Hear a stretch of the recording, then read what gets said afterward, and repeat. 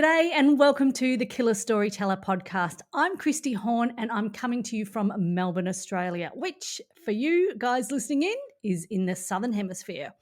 Thanks so much for tuning in to another killer episode, and I'm really excited to be recording tonight actually. Now, if I can please have your attention as I welcome my UK podcasting pal, crime queen and Now, if I can please have your attention as I welcome my UK podcasting pal,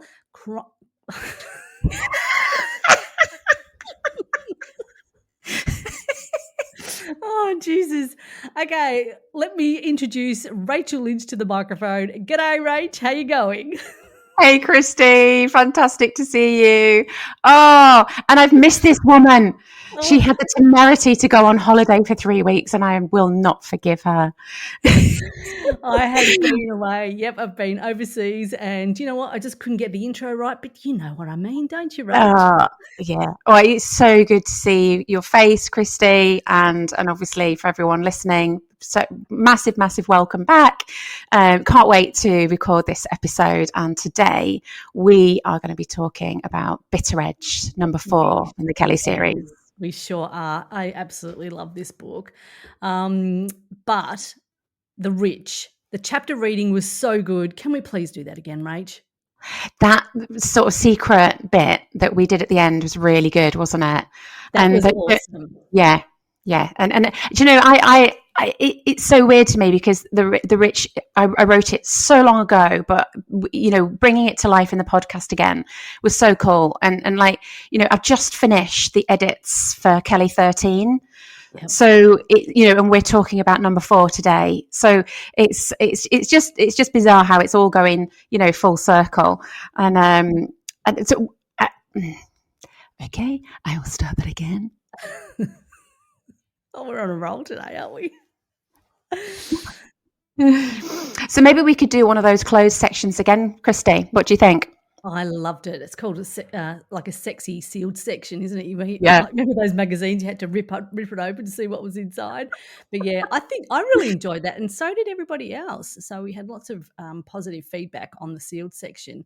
But then you also did a chapter reading, which was a standalone, which we hadn't done before, and that was really cool as well. So yeah, and I think we'll continue to do that those. again. Yeah, with each book, and we will go back and record some of the other ones as well. But I also wanted to fess up because I did screw up something, right? You know, our YouTube playlist, the Killer Story playlist. Yeah. I had it on private there for a while, so I was enjoying it and listening to, you know, a bit of Hall and Oates and a whole range of killer songs, but it's now public. So sorry about that, folks. Everyone can jump in and listen to the Killer Storyteller playlist. But you were enjoying it. I was having a ball. So there you go. Yeah, I was having an absolute ball. Yeah, don't worry about that. So, but then we have also popped it up on YouTube as well. So we've got it on Spotify and we've got it on YouTube as well. So we've got all the fun songs to listen to. So yeah, we're up and running. Amazing. Good. All right, Rach. Bitter Edge is the title, and the tagline is "An enemy from her past will unleash the ultimate evil." So let's go. Okay, in this episode, we're not going to give away any spoilers. If you haven't read the book, we won't share the endings, but we will be discussing the theme and parts of the storyline. Because we know many of you are reading along and listening into the podcast as you go, and you're all at different stages, we get stacks of feedback. We're grateful to everyone who's enjoying the podcast, but we just love to hear from you, where you're up to. Send us a note, contact us on social media. We love hearing where you guys are at. And that's why we don't give spoilers out, because we know you're all at different stages. Yeah, that's exactly right. So why don't you tell us a little bit about this book, Rach? When was it written? So just like a quick fire like we normally do, it was written way back in 2018, which seems a lifetime ago now. It was published in 2019. I was at home when I wrote this book, but interestingly enough, it brought back so many memories preparing for this pod, because actually I wrote some of it when I was waiting for the kids at the local fair, and that will become really apparent as we go through, because it's such a great theme of the book. It probably took me a couple of months to write, and I think that, you know, the main theme throughout this is the terrible effects that drug addiction is having on our teenagers, all over the world, you know, not just here in the UK. And the season, it's a new one for the Kelly series. It's winter and Christmas time, and I just loved that. It was so evocative. Yeah. All right, Yeah, Christy. Okay, Christy, over to you for your summary of Bitter Edge. All right, Rach, here goes. In the depths of a freezing Lake District winter, D.I. Kelly Porter faces one of her most harrowing cases yet. A gifted teenager leaps from a cliff, seemingly another tragic suicide linked to drugs and bullying at the prestigious Derwent Academy. Ruled a suicide, the case should be closed, but Kelly senses something far more sinister. Beneath the surface lies a web of drugs, exploitation, and cruelty that thrives in the shadows, pulling children into a deadly spiral. As she hunts the truth, Kelly comes face to face with an enemy intent on vengeance. In a season meant for family and warmth, the lakes conceal only terror and betrayal. Oh, nice one. That's so good. Honestly, you should absolutely do this professionally. It's epic. Yeah, right. Well, the opening punch, Rach, let's start right at the very, very beginning. You don't ease the reader in gently here with the book Bitter Edge. It opens with Jenna Fraser's suicide on the cold and quiet Walla Crag, overlooking the Derwent. You can feel her torment and her pain and the noises in her head. When she puts down her bag along with her medals, she runs and she jumps. She momentarily suspended in the air, and then it says, and then you write, says Jenna Fraser is finally at peace. It's so chilling. You know what? This is almost your signature, Rach. Tell us, how important is it for you to set the emotional tone of the book right from page one? Oh yeah, that opening, it really sticks in my memory, and I've been to that spot, Walla Crag, so many times. It's a really, really popular destination in the Lake District. It's always, on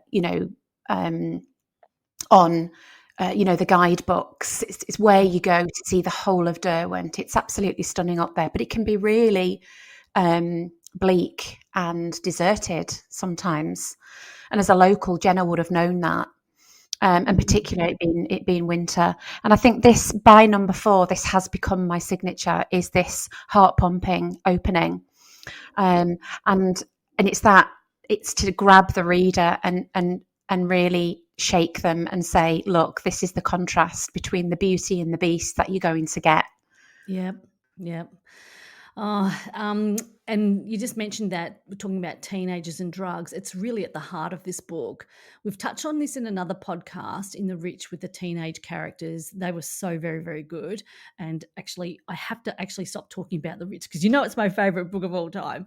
However, the teenage characters in Bitter Edge, Sadie, Luke, Faith, Michael, they're all messy. They're vulnerable, sometimes cruel, and sometimes heartbreakingly innocent.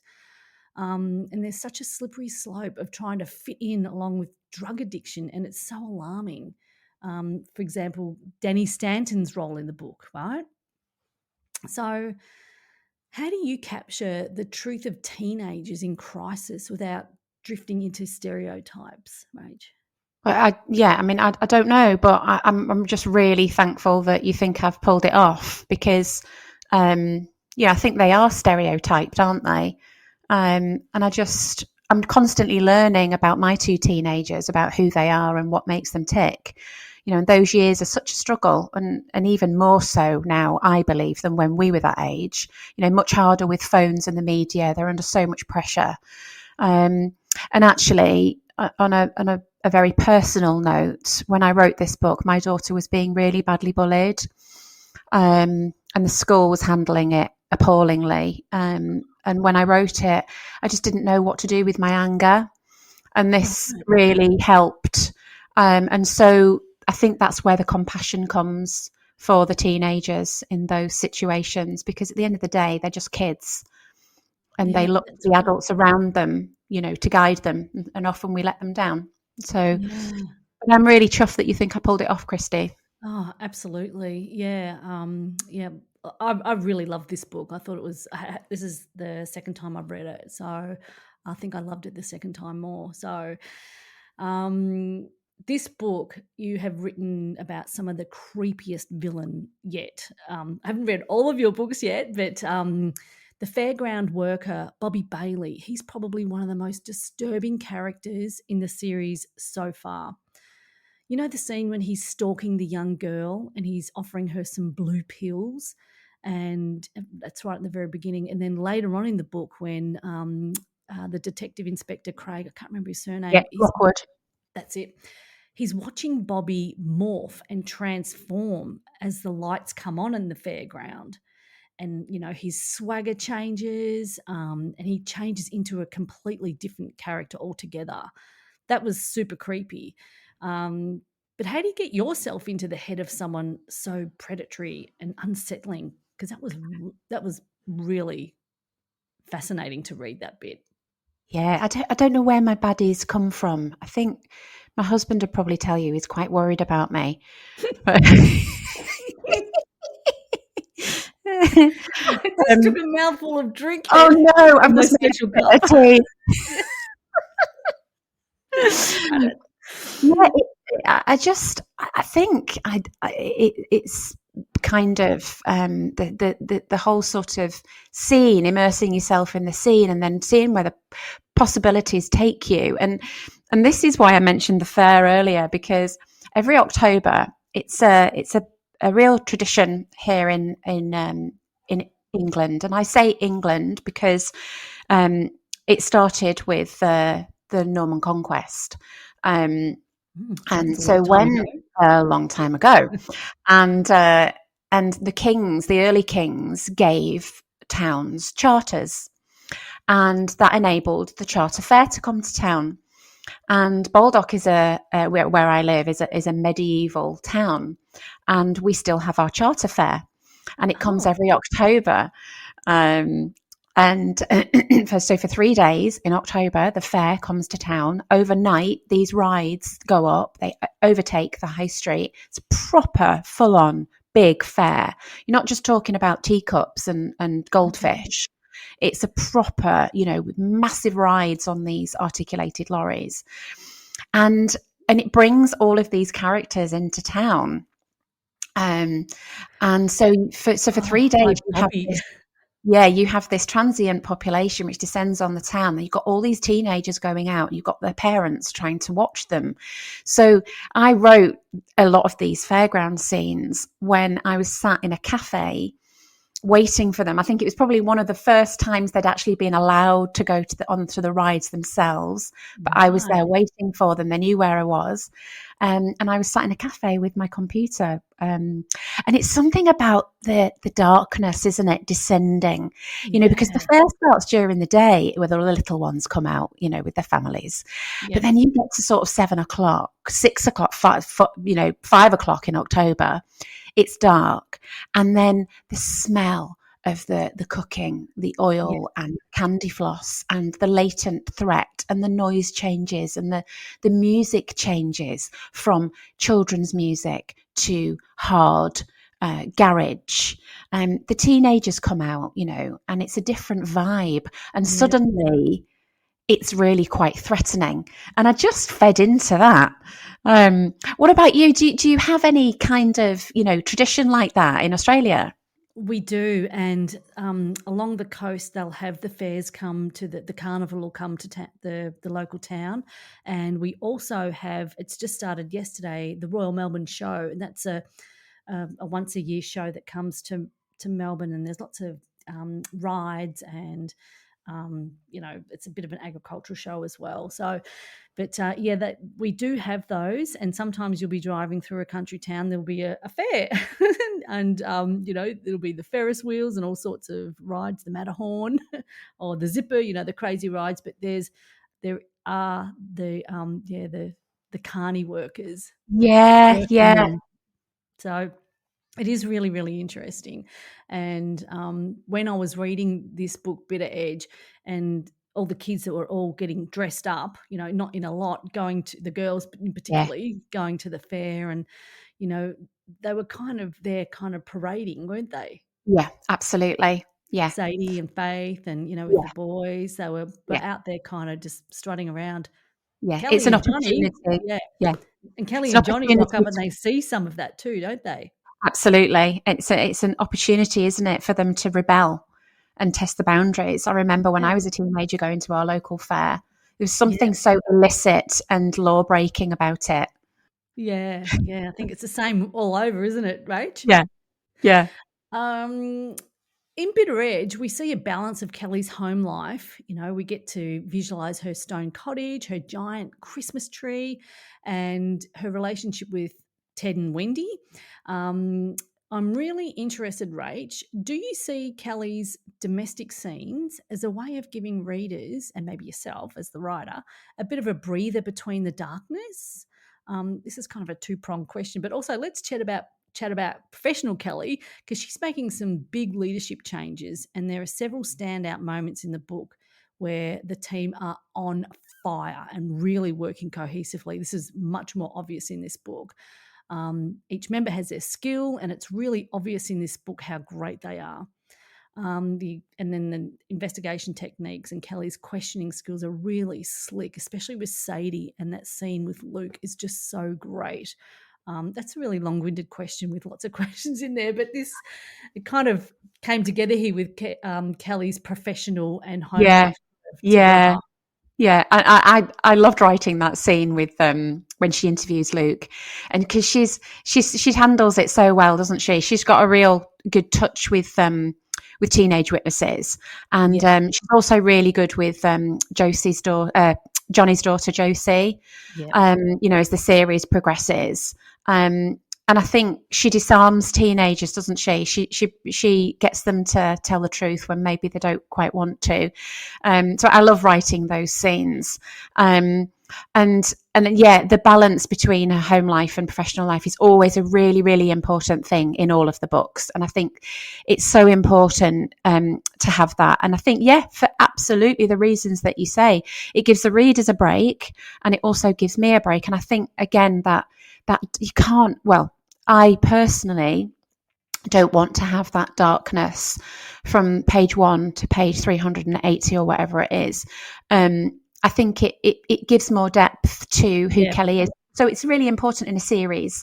If it was a standalone, like The Rich, for example, Rich is quite consistently dark, I think, with, some really horrible characters. But in a series, I think people have got to really engage with their personal life as well, because they've got to keep coming back. yeah, So her personal life is really important. And as far as her professional life goes, she's with every book, she's becoming more comfortable now, isn't she, being in yeah. charge, and her This team's one was becoming a real really, unit.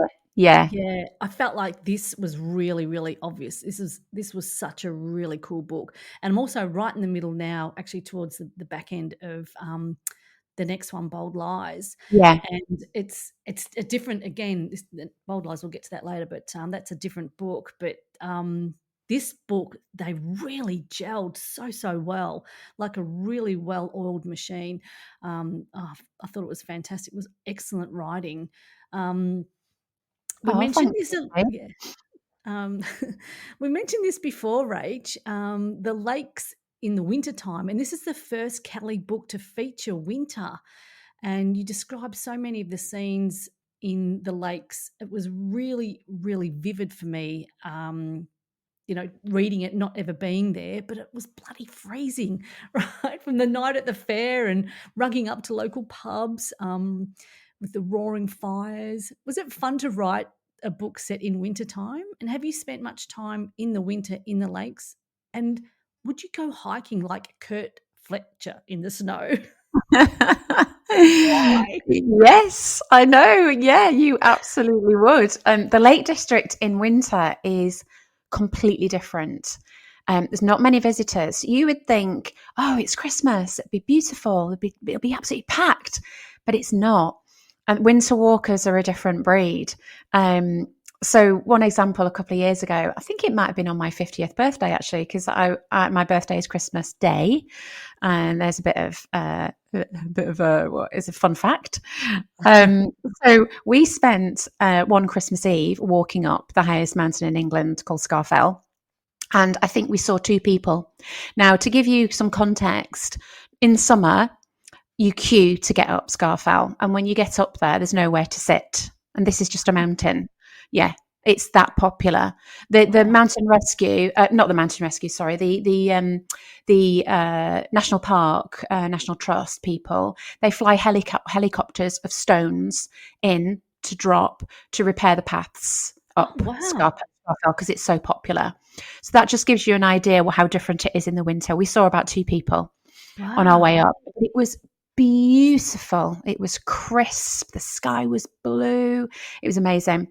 And so, yeah, people do hike up there in the winter. And if it's snowing, you get your professionals, with their crampons and their ice axes.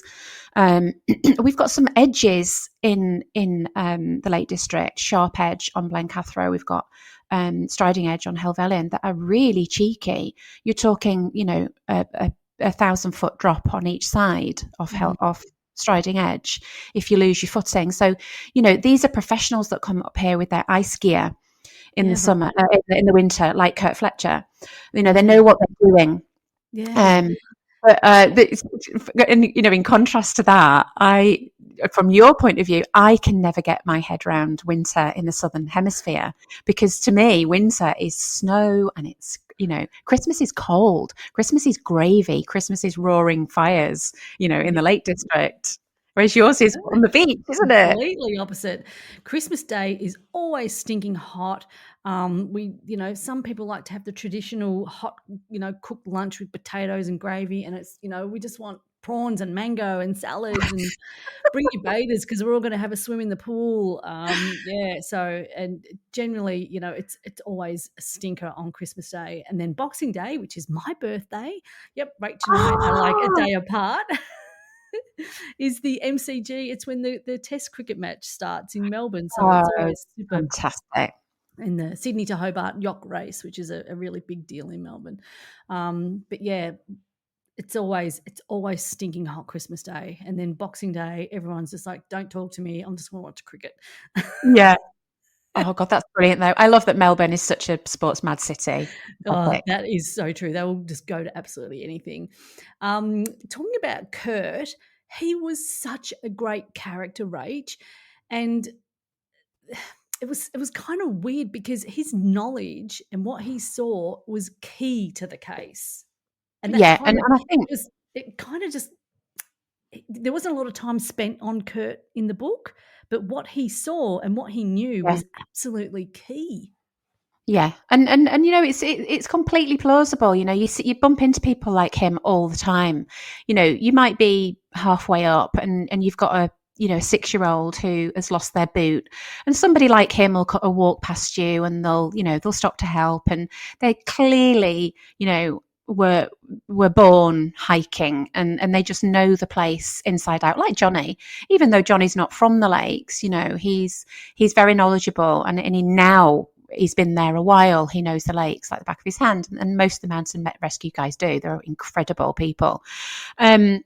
But I think I always like to have somebody like this in the Kelly books that is a bit of a vehicle, for moving the investigation along, like a random expert, who knows about, I don't know, bird hides and maybe caught something on their recording or something like that. It's just like one of those little random details that I really like to have. And so Kurt was one of those. He's like a vehicle for me to insert that local knowledge. That's a great description, and that totally makes sense to me. He is a vehicle. Yeah, he was excellent, great character. And in this book, I love the details that you include, especially the tech and the forensics. And I always try and pick out something really cool that you've written.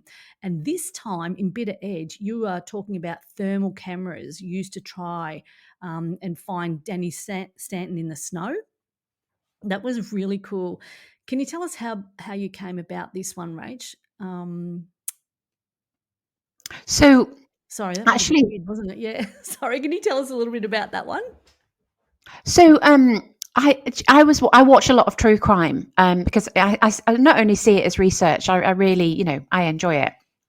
And it was on one of these true crime programs that they were actually, it was a case in the UK, and they were looking for a woman, and they were using thermal imaging from a helicopter. These cameras can actually spot heat from a human body from a helicopter. And that blew my mind. And I just thought, I'm going to have to get that in. So that's how that happened.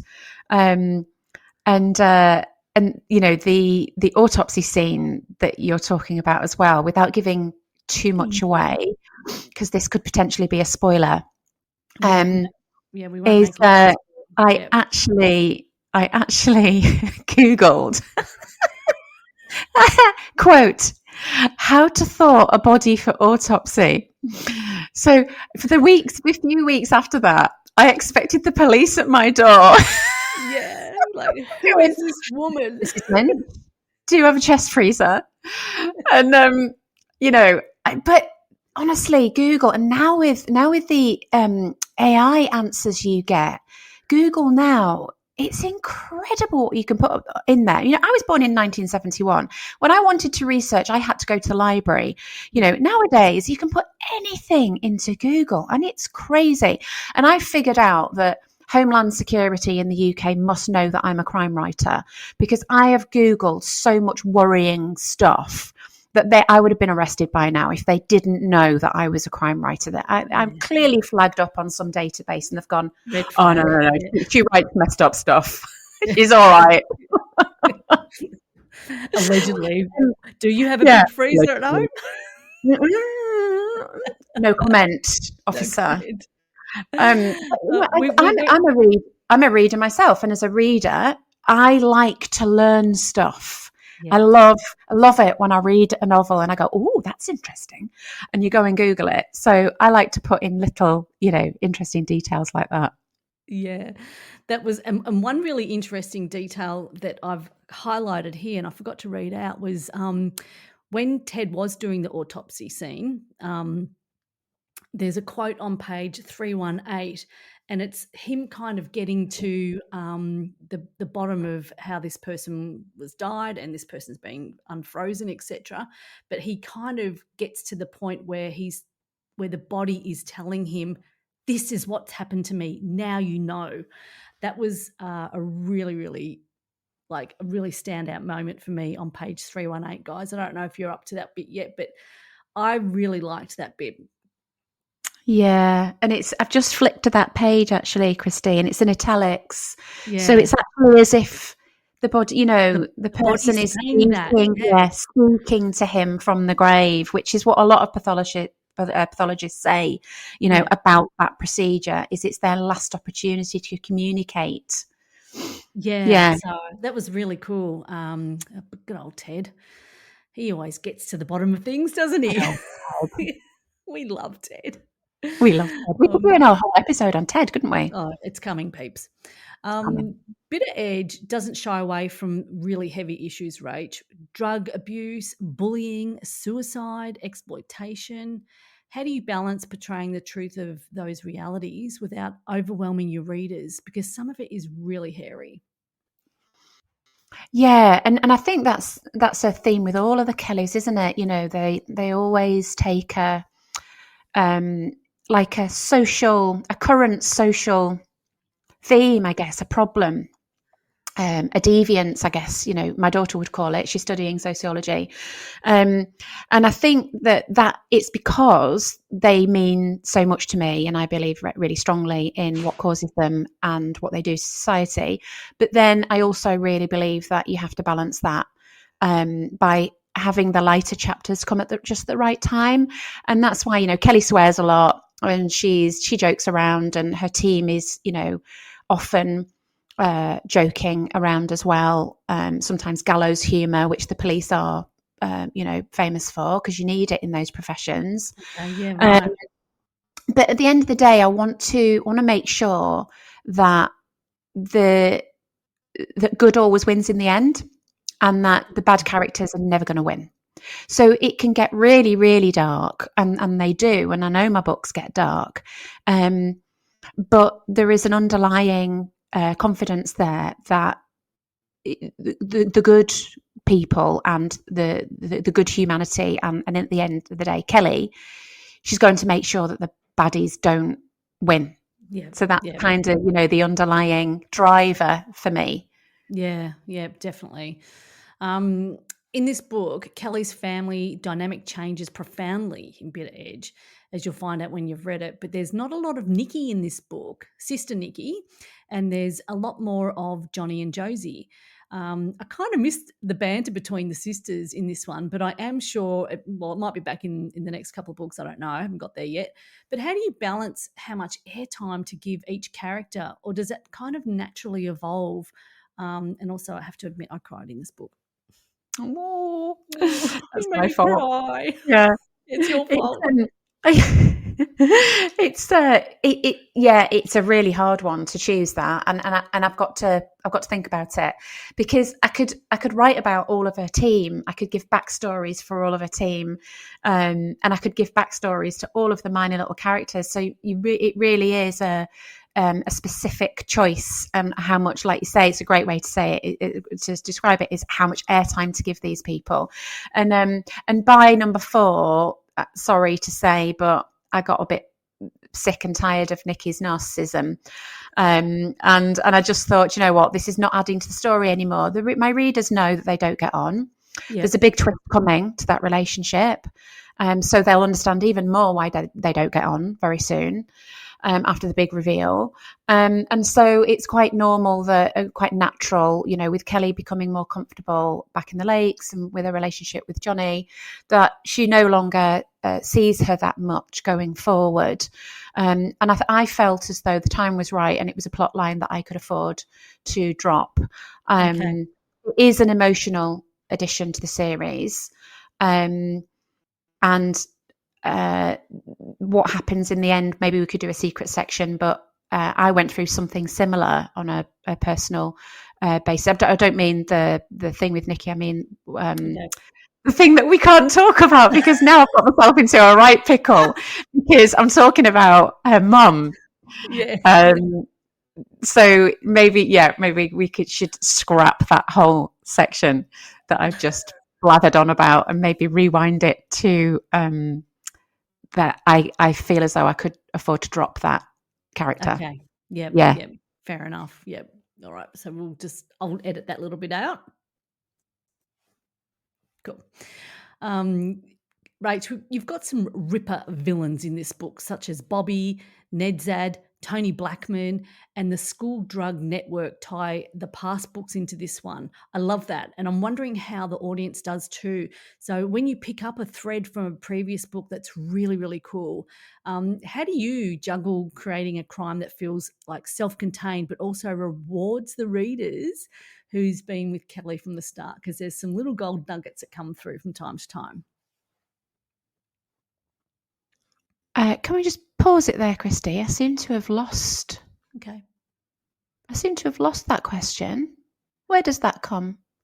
The suite of villains and links to previous books. Oh.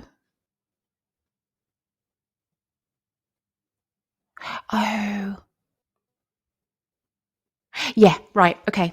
Ready. Would you like me to read that bit again? No, that's fine.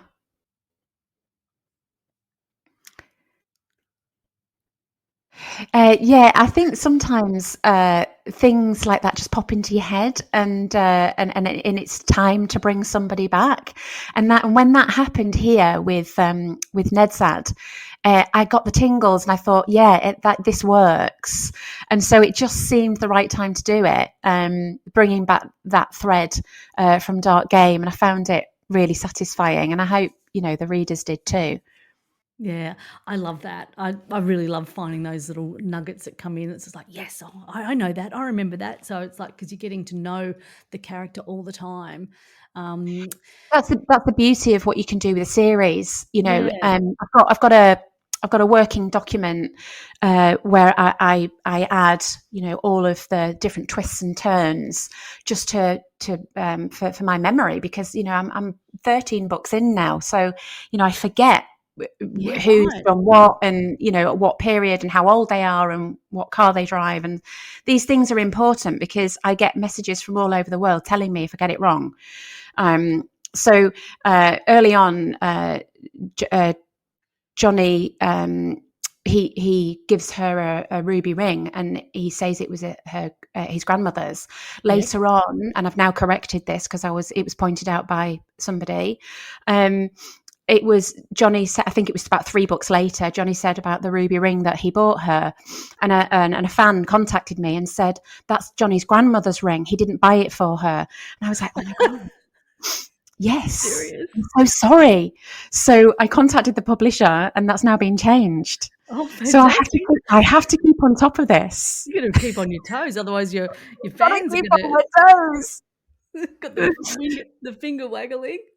I know. That's so funny. Hey, there's several scenes in this book that are absolutely devastating. There's the tragedy with Faith, and even Michael's sharp observations as a child. Do you ever find yourself emotionally wrecked after writing these? And how do you recover before moving on to the next chapter, like plot walks with the dog and playlists? But what do you get up to? Yeah, I wonder how other writers would answer this, because I think when your job is creative, like painting or music or writing, I think the person who is the creative is usually the type of person who leaves their emotion in that piece of work, because that's what it's all about, isn't it?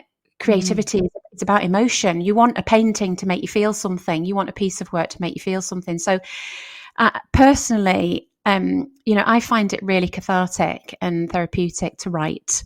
So it's not just that I'm writing books to sell. That's lovely, and I'm very lucky that my books sell. But the way it started was because I needed to get something out of me. And stories have always been a way to escape the tragedy of life, haven't they? Yes, yeah, that's right. Going back thousands of years, we tell stories to one another, and I think in a way I leave my feelings on the page, and that's really good for my mental health. Because if I don't write for a while, I get a little bit antsy, and so it's a bit like writing a journal, I guess, or drawing a picture. It's really I find it really soothing, and so when I was going through the bullying thing with my daughter, this helped. Right. Because in the book I saved her. Yeah, right. In the book, Kelly saves people. She solves she solves problems, and so that's to have that. Even though it's just a figment of my imagination, it's still comforting. Yep. To have that. What do you do to relax from everyday stresses, Christy?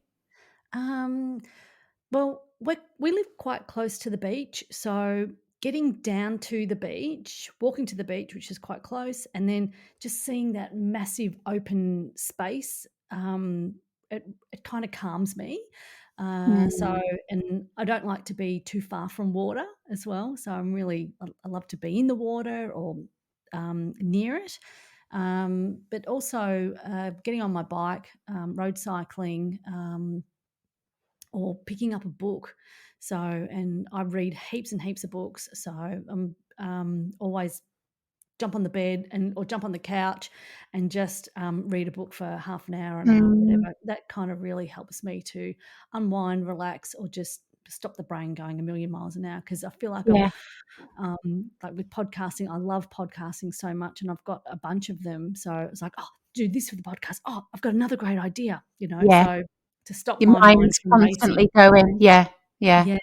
So and you know that because I'm always sending you a message. Hey, Rach, I've got another really great idea. Brilliant. Love it.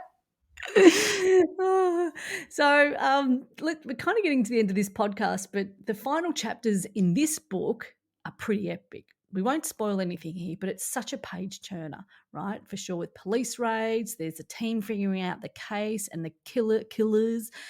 We also see that baby Dale makes an appearance in this book. It was really great to see Kelly and Johnny take some time off and unwind, decompress, and enjoy being together on the boat in Lake Ullswater. But that was a good way to wrap up this book. And was it nice for you, Rach, to write the ending with the two of them kind of chilling out? Yeah, and I think by book 4, that's becoming a bit of a signature of the Kelly novels as well, where at the end, you know, you see her relaxing and actually loving the real Lake District. In the last chapter, bringing it back into the light, so that really is where the series starts to go now. You've got this really impactful chapter 1, which takes you into the darkness, and then at the end, you know, they're chilling out and enjoying the beauty of the Lake District at the end. Yeah. It was really lovely. I really enjoyed that, and I enjoyed that lightness at the very end. So yeah, I thought you did that really well, Rach. Awesome, thank you. Okay, as we come to the end of this episode, let's ask each other some rapid fire style questions. Are you ready, Rach? Yeah, ready. All right, the first one is... Should we ask each of them at the same time?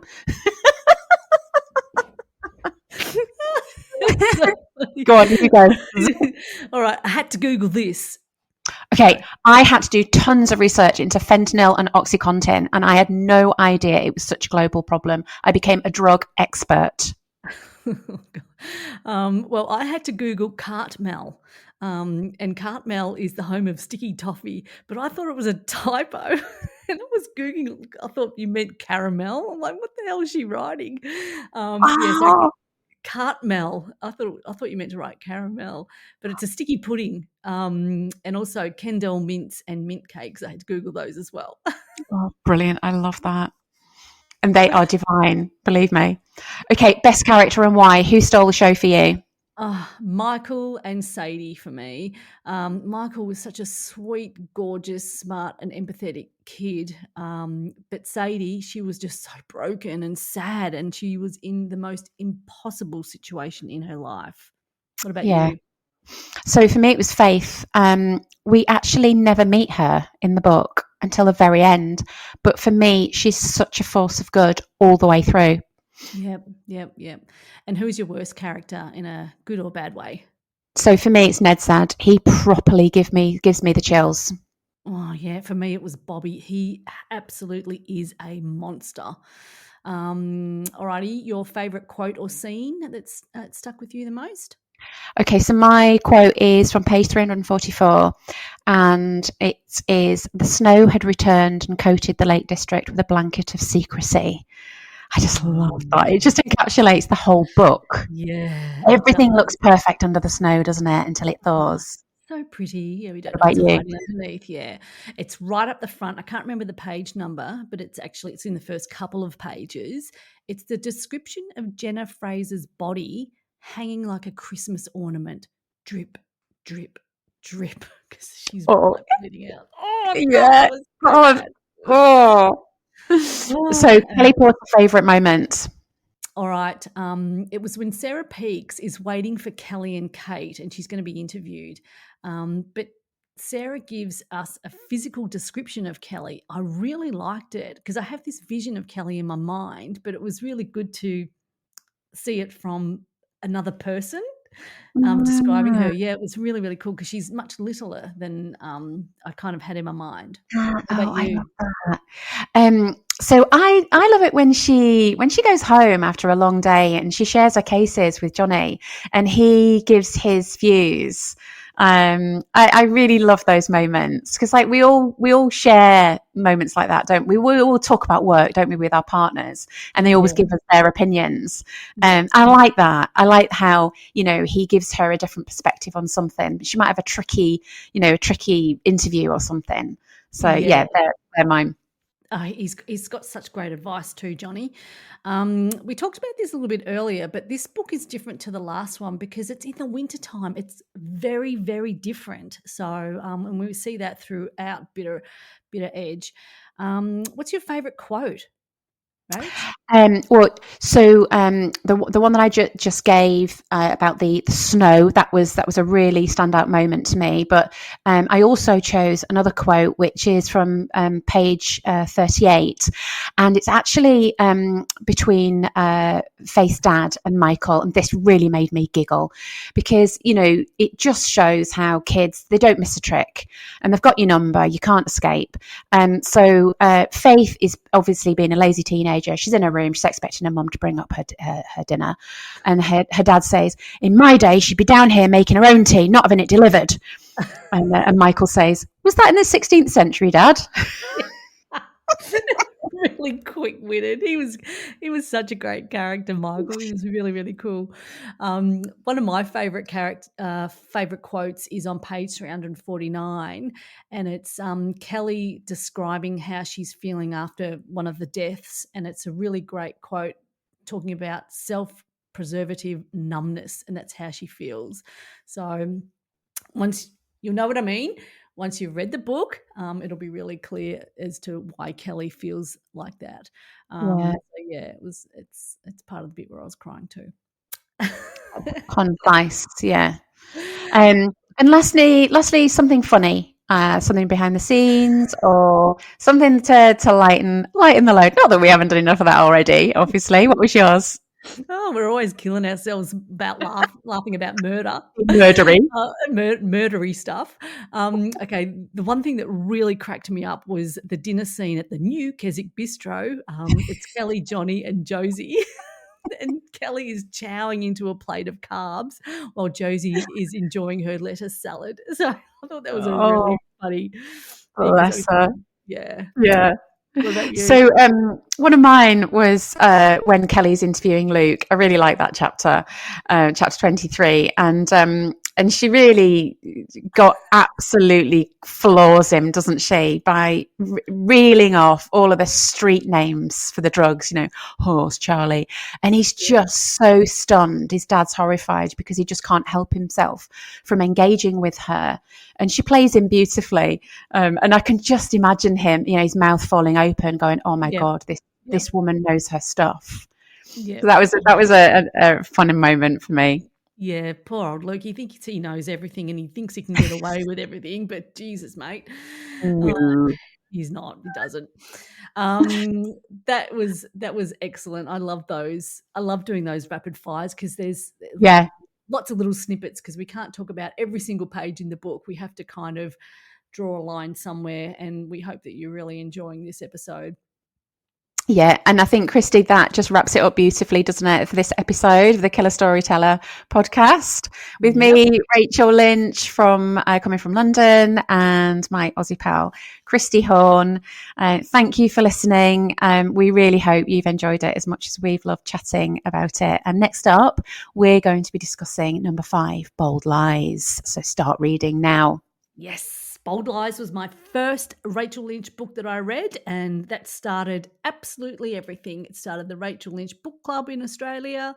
It started the connection between Rach and myself, and over 2 years ago now, and it started the podcast as well. So I'm right in the middle of reading Bold Lies. In fact, I've just about finished it. So it's my third read, and reading it again is like with a different sort of like mindset, taking notes so we can do the podcast, it's kind of get to know it a bit more intimately. So it's really good. So we hope you guys are reading it too. But in the meantime, follow along as we'll keep diving into all the books. We'd love to hear where you're up to in the series and also your thoughts. And it's been amazing connecting with everyone, your comments and messages and all your reviews. It means the world to us. So drop us a line. We'd love to hear from you. And it really is us replying. And have we got like a few blooper takes as well, Christy, on YouTube? Always, yeah. And we're going to record some more readings as well of chapters and particular pieces for you guys. So yeah, keep listening, keep sending us messages. And love today, Christy. Thank you, and thank you to everyone for listening. Same here. All right, guys, over and out for now. We'll see you next time on the Killer Storyteller podcast. See you later. Bye. Done. That was fantastic. I kind of ended up reading some of your bit there. Sorry about that. Well, that's fine, because sometimes we actually cover stuff, don't we? But I think we're getting better. Well, you're amazing at it, but I think I'm getting better at sort of, doing bits that are not scripted, don't need to be scripted, and making it flow a bit better. I think I'm much better at that now. Yeah, that was really good. Yeah. I'll press pause.